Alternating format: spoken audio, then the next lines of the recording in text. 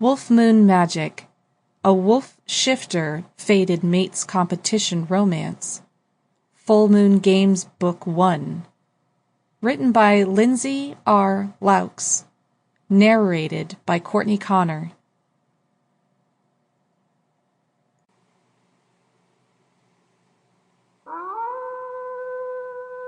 Chapter 1. Mom always called me a moon chaser. I always took that to mean I was a free-spirited problem child with zero direction, who'd probably end up in jail for throwing an alligator through a drive-through window. Little did I know how literal that nickname would turn out to be. It all started on a Friday in late January. It was warm outside thanks to living in America's Way, also known as Florida. Morning lecture was canceled, hours to kill before my next class. What else was I to do but chug a bucket of coffee with caramel creamer and gape at pretty book covers?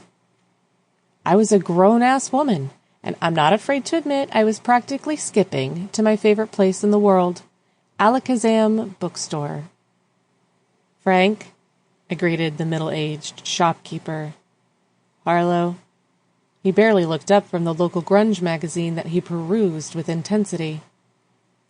Alakazam opened at the butt crack of dawn, so chronic book sniffers like myself could saunter in any time and get lost in the scents of old leather covers, paper, and ink. The smells alone brought me back here again and again. "No class today?"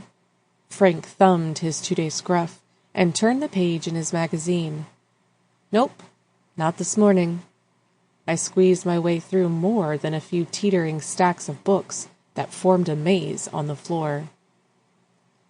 Frank wasn't what you might expect to be the owner of a quirky little store like this. He dressed in black jeans and a black t-shirt, typically with his favorite band on the front of it. Today's band was Glimmerpuss, written in neon green. He had long, salt-and-pepper hair that was braided down his back and full-sleeve tattoos.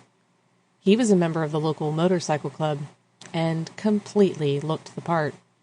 He drank his coffee nightmare black, and I was convinced that his soul was even blacker, even if he was usually nice to me. "And you thought you'd come here?" Not a question, not even close. "That going to be a problem, Frank?" Sample complete. Ready to continue?